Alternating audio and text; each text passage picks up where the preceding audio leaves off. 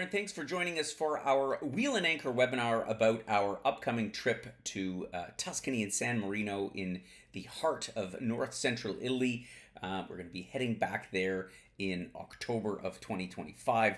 This is a trip that got great reviews from our folks that just went a couple of months ago in the spring of 2024. So we're excited to be running yet another trip to this very, very popular part of Italy. A couple of words about who we are at Wheel and Anchor in case you're new to us. We are a community of travelers from all across Canada. Predominantly, we have a handful of folks, friends, and acquaintances of members that come from other countries, but predominantly we are a Canadian group, and we share a sense of exploration and fun and inquiry, but also respect and a willingness, a desire to connect with our other members as well as with people that we meet along the way in the various cities, towns, and so on that we stop in. And it's this sense of community, this sense that you're going to come away with memories with old friends. A number of our trips often have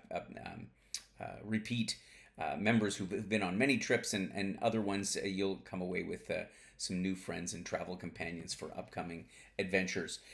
Pulling this all off by way of introduction, my team here at Wheel and Anchor. My name is Gordon Drager. I'm the founder, I'm the curator of all of our trips here, and I have a wonderful team of people who support me in putting together and making sure that you have the best possible time on all of our experiences. And the person that's most important to you, it will be Paula Zarnik. She is our lead trip specialist, the one who is answering our members' inquiries, making she's there on the phone and by email, of course, to make sure that you get all the questions answered that you need to be able to join us on a trip like this.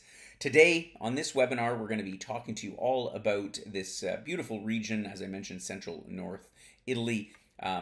Tuscany, which is of course well known to everyone. It's certainly, if it's not on your bucket list, it certainly ought to be. But San Marino as well, which is the tail end of our sojourn, that is not as well known to people, partly because it's a very small little country, and I'll share with you about that in a minute. I'm going to be your guide today, taking you on the highlights of this trip, telling you what it's all about, where we're headed next October. So let me start out, as I always do, with a little map of the lay of the land, as it were. The region that we're talking about, Tuscany, sort of extends from up here in the area around Florence, which is of course well known to most people. Tuscany actually goes down to the coast and around to Cortona. So we're going to be here right in the heart of Tuscany, focusing on this area for the first part of our sojourn, flying into, of course, Florence itself. It's quite easily accessible from through gateways like Frankfurt, Munich, Paris. You can get to Florence a number of different ways from Canada. And we'll spend the first leg of our sojourn in the heart of Florence itself. We'll then head down to the southeast through the beautiful Tuscan countryside to one of Tuscany's most beautiful, I think, hilltop towns. We'll visit a couple of other ones as well, like Montepulciano, Siena, of course. But we'll stay in Cortona, always a favorite of our members. And then the last leg will cross across the Apennine Way over to San Marino, this little tiny country that's over here, surrounded by actually the region of Emilia-Romagna in this part of Italy. And flying out then from Ancona, which is not far away on the coast of Italy. So that's the geographical overview. Now let's share with you a little bit about what you can expect on this wonderful tour through Tuscany and San Marino. Of course, when I show pictures like that, the scenes will be familiar to you, whether you've traveled in the region or not. This style of architecture from central Italy is certainly well known, even for those who've just been armchair travelers, as it were. And of course, we start out in Florence, as I mentioned. That's where we will arrive, and you'll be picked up at the airport by our private transfer drivers, who will whisk you downtown to the central part of Florence. We're staying this time at a place called the Art Boutique Hotel. We've stayed here a number of times before, literally a stone's throw from the Duomo, which is of course the main cathedral that you see in the heart of Florence. And It'll be a relaxing first afternoon. We don't usually undertake a lot on our first day. We'll perhaps have a get together with your fellow travelers, your fellow members, making your acquaintances for your friends that you're going to be going with you for the next couple of weeks on this trip. Florence is a very walkable city. In fact, just to give you a little bit of the lay of the land, and this is a great picture, at the very forefront here, and this is a picture at night, you have the River Arno, which is the main river that sort of bisects Florence. The most of the interesting attractions are on this side of Florence, surrounding the area of the Duomo, and you can see the Tuscan hillsides in and around here. Pretty much everything that you can see in this picture, you can walk to within about 20 or 30 minutes, even by crossing the bridge, the Ponte Vecchio, the famous old bridge in Florence.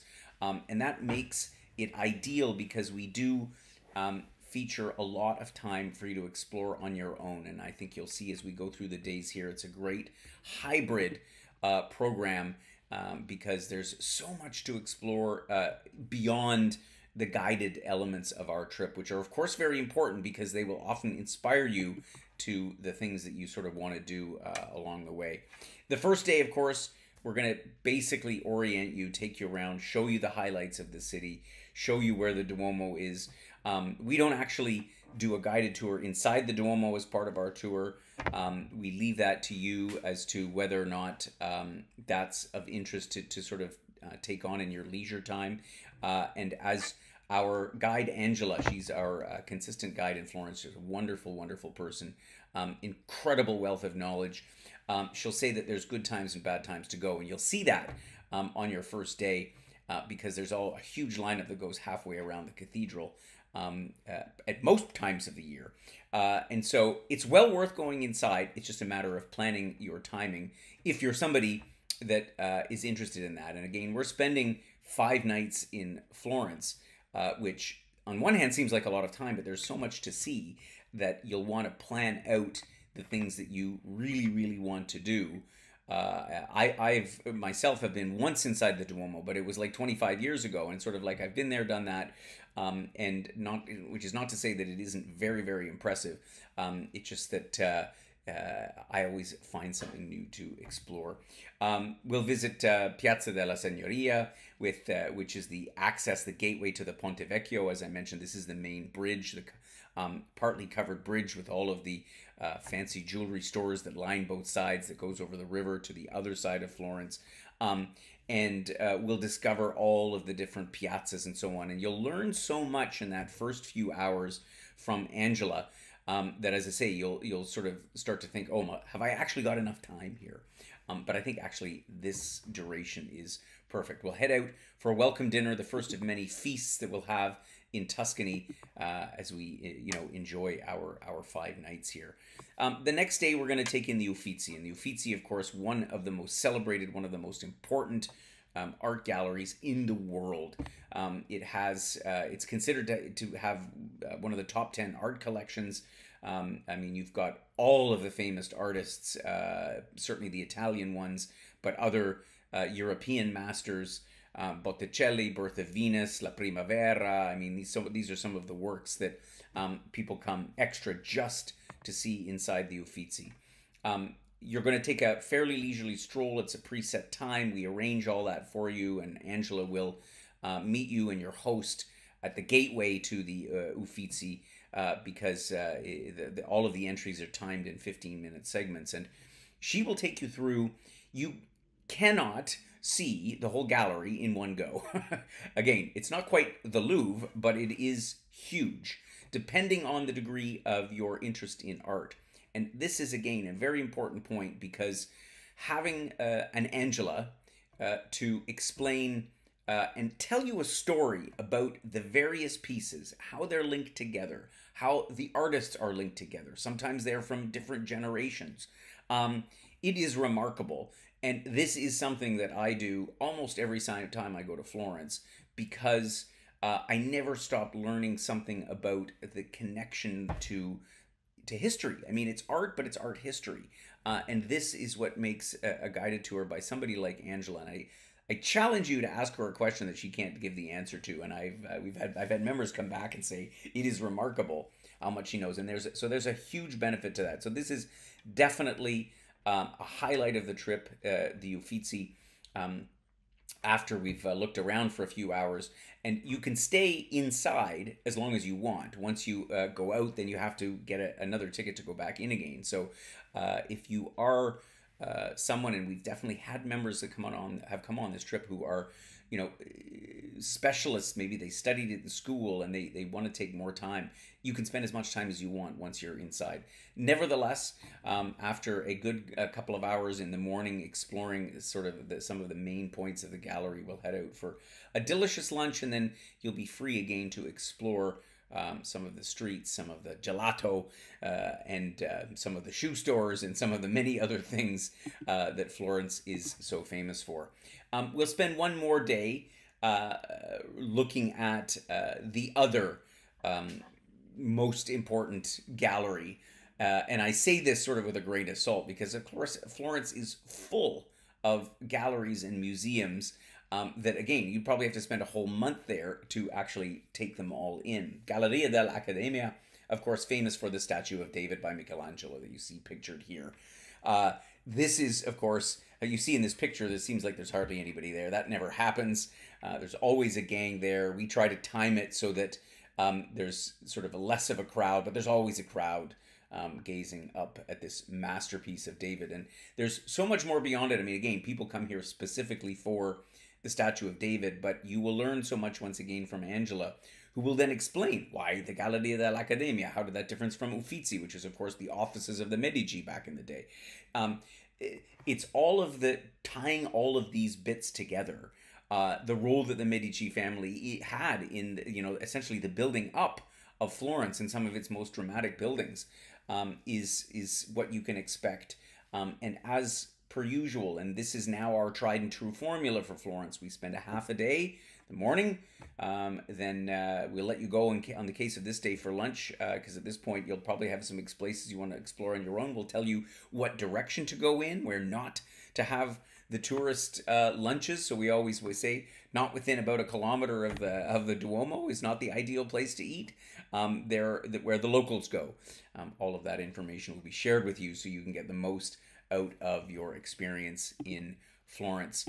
We're then going to take a day to go outside of Florence. We're going to go into the Tuscan hills, this time towards the west in the direction of the coast, and up into the hills of San Gimignano, which is, of course, a UNESCO World Heritage Site. So well known for the architecture and so well known for these, at the time they called them skyscrapers. These buildings that, date back to the 12th, 13th century. There were originally 72 of these towers that donned the skyline of San Gimignano. Now there's only 13 remaining, but nevertheless, this is what kind of sets this town apart. And one of many visits to a number of hilltop towns that this trip is sort of focused on. And, what I find is that when you talk about it, you think, oh, hilltop town, another hilltop town, another hilltop town. Folks can't get enough. So we're going to visit some of the most celebrated of those, San Gimignano in particular. We're going to spend a good chunk of the day here. You will have time to explore the town on your own, but we'll be back in good time late afternoon to get back to Florence and enjoy some dinner. We're then going to head out to Cortona. So from here, we drive down to the southeast, down to Cortona. It's not all that far away. We should be there in less than an hour and a half. On our way, though, we're going to stop at a town that we've previously run excursions to, and it was so well loved that we had to make a stop here on the way from Cortona because we didn't want to take it out of the program. And this is Arezzo, which is a city that dates back to the pre-Etruscan era. So Etruscan, of course, is prior to the Roman period. It's got Renaissance art. It's got incredible landmarks, the Piazza Grande and the Basilica San Francesco. So many things. Arezzo is really a popular town. So that'll break up the day a bit. And we'll have lunch there in Arezzo, which will then bring us into Cortona itself by sort of mid to late afternoon. Perfect time to check into the hotel. Cortona itself is a classic hilltop town. There is the Via Nazionale, which is the one flat street, as I always say, the partly pedestrian street in the middle of town, which has the shops, the restaurants, and of course access to the cathedral and the major theater. Everything else is on a hill, is up and down. But of course, we're going to be staying pretty much in the center of town, so without too much walking up and down. But if you really want to get a sense of the city, you need to sort of put on those good walking shoes and walk up the streets and down. It's great exercise. You'll see the people in Cortona. You won't see anybody who's terribly overweight, because they all have to. It's quite a bit of work to walk around town. Again, this is a place we keep coming back to because our members truly love Cortona. From here, though, we're going to do a number of day trips around. We're going to backtrack a little bit partway to Siena, which is partway between Florence and Cortona, a little bit closer to Cortona. That's why we do it from here. And Siena is, next to Florence, perhaps the most important historic city in all of Tuscany, if not all of Italy, right? It's got a thousand-year-old wall that is built around the city, which again sits up on a bit of a hilltop. In the middle of it, the Piazza del Campo, which is a square that is like a sunken living room almost. It's all terraced down on all sides. Here you have the Piazza del Campo and the Campanile, which is the tower that you see up here in the center of the square that adorns it all. It's incredibly magnificent city. So we'll take time here to visit the Duomo in Siena for sure. It rivals, some people would argue, myself included, it's actually even nicer. It's even more spectacular than the one in Florence. And it too is interesting. In Siena, they've combined it with a museum. And so it's a whole a couple of hours that ties the history of not only of Siena, but this part of Tuscany all together. And so that'll be a chunk of what we do when we arrive in the morning. But once again, there's all kinds of alleyways. The city sort of is almost like a hub and spoke. The various streets lead off from the center. There's great views from a fortress that's just outside of the town. I remember taking some great shots of it myself. So again, ample time to enjoy the city, both in the context of our tour, but also on your own in the afternoon. We'll have a delicious lunch. Once again, we found, I think, the best restaurants in Tuscany to form part of our trip. And you'll have a marvelous time enjoying Siena, and then we'll head back. It's just about an hour's drive from Siena back to Cortona. We'll then head a different direction out to the town of Pienza, which is interesting because this is a Renaissance city. It was designed as so-called as the ideal city by Pope Pius II to take in, at the time, they took into account this notion of humanism and urban aesthetics that became important in that era of evolution. So it's a wonderful town to explore. Again, we'll have a short guided trip around the town. We'll have a lunch there as well, and then time to enjoy a bit of Pienza. We'll head back a bit earlier, so you've got a little more time to explore around in Cortona. Then, of course, one of our highlight experience here is our Tuscan wine tasting, which is not to say that you won't have tasted more than a few wines along the way already. But at this point in the trip, we'll head out to a family-run winery out at Monte San Savino. And this is, again, out in the hillsides. You can imagine what it looks like there. The picture sort of gives you a little bit of a flavor. And, of course, in October, we're in harvest season, or we're perhaps just out of harvest season, just past it. So there'll be lots of activity going on as they're crushing all the grapes and filling them into the barrels and getting them ready for the aging process. Beautiful vineyards here. We'll experience the Chiantis, the white wines. We'll have a whole array of local snacks, like the ones that you know, like the bruschettas and the various cheeses that Tuscany is so famous for. This is quite a highlight experience.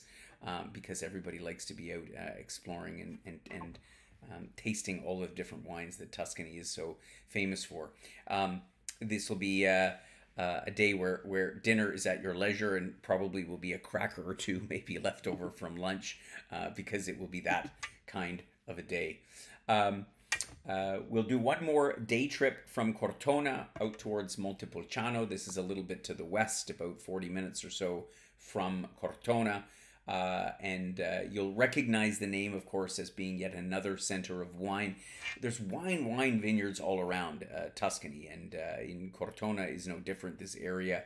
And Montepulciano, again, a favorite spot. Beautiful views over the Val d'Orcia, the Valley of Orcia, and the Val di Chiana, which are the valleys that sort of surround Montepulciano.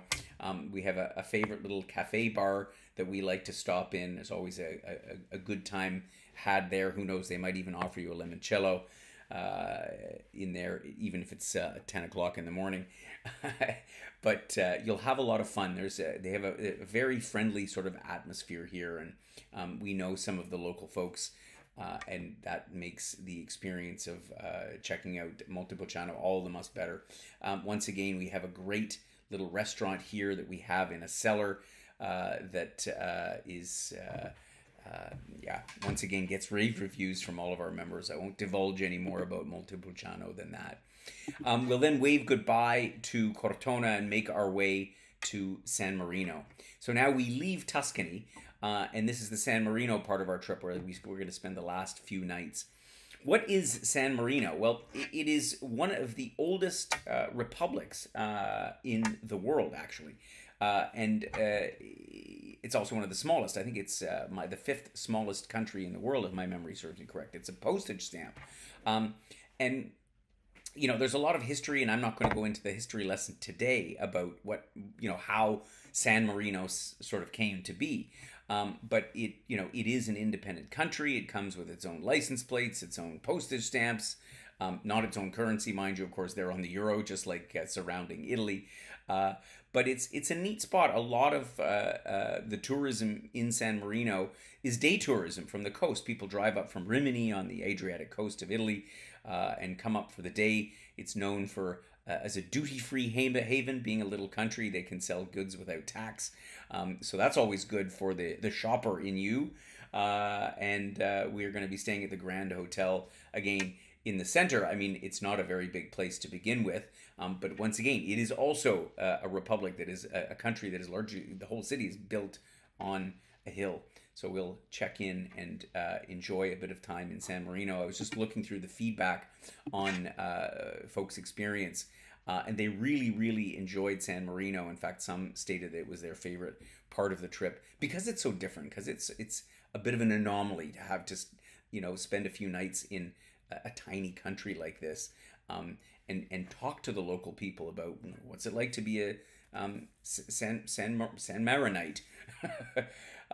So that's part of the experience here. Outside of town, just outside of San Marino itself, we do an olive oil tasting. So Tuscany and Emilia-Romagna, this part of Italy, and San Marino, of course, is all about wine and all about olive oil. So once again, I think this is a must-do. Sample some of the delicious olive oils that they produce in this region. Visit this little town of San Leo, which has beautiful, beautiful architecture. It's a little bit like stepping back in time. All of Italy is like stepping back in time in many ways. But particularly here, this town has an absolute timeless elegance.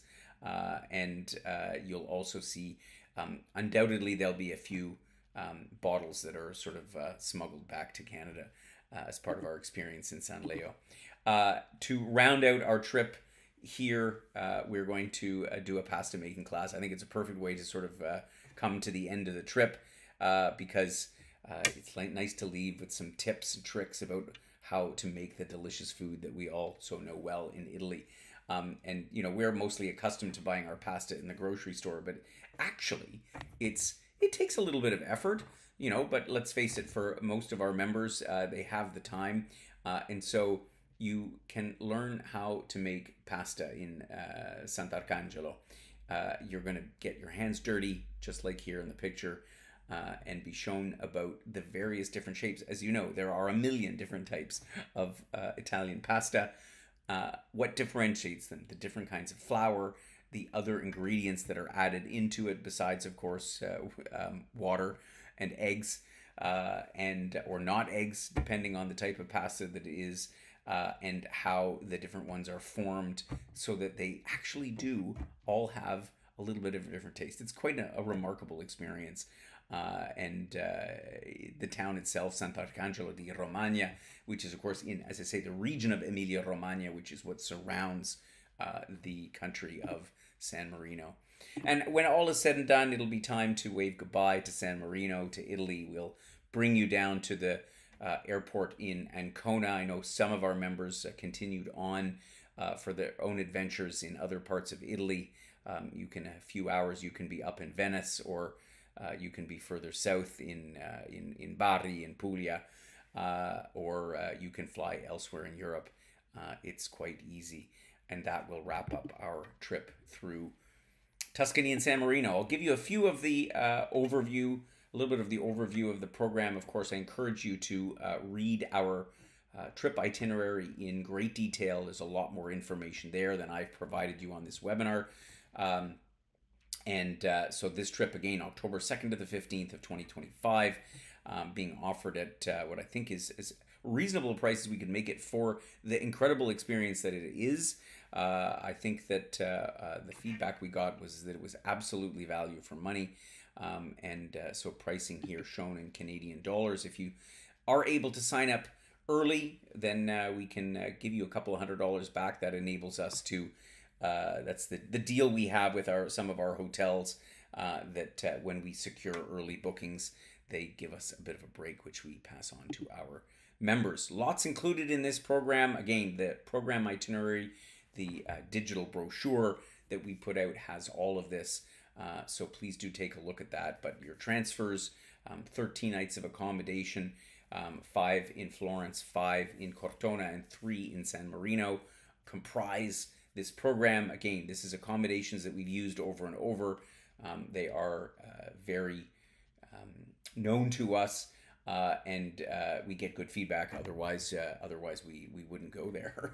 And some excellent meals all along the way. We generally have 2 meals a day. If you are not familiar with our programs, we have breakfast and then either a lunch or a dinner. We may change that up as we do the planning for this, but again, we have our favorite dining spots along the way. And in most cases, you know what Italian food is like. It's you might have to go on a diet when you come home. So that's why we only do 2 meals a day. And the feedback is that's plenty. The only thing extra you have to look after, of course, is airfare and travel insurance. We're happy to facilitate that for you when the time is right. If you have any questions about this program, I should mention one thing at the end. I always neglect to put it at the beginning. What's the weather like in October? It is the perfect time to visit Tuscany. Of course, you can get a bit of anything. You can get a bit of rain, just like you can at any time of the year. But generally, it has cooled off in October. And when I say cooled off, it's very likely that you'll still have temperatures in the low to mid 20s. But more likely, you're going to be sort of in the 15 to 20 degree range. And a wee bit cooler at night, but honestly makes for perfect sleeping. So I think that October, and again, harvest time, or for the most part, just past harvest time, they're typically harvesting in the latter part of September in Tuscany. But there's lots going on and still lots of beautiful color in all the vineyards. It's a wonderful time to go. Please drop us a note, give Paula a call. If you have any questions, we'd love to have you on this amazing trip to Tuscany and San Marino next October. Thanks very much for watching.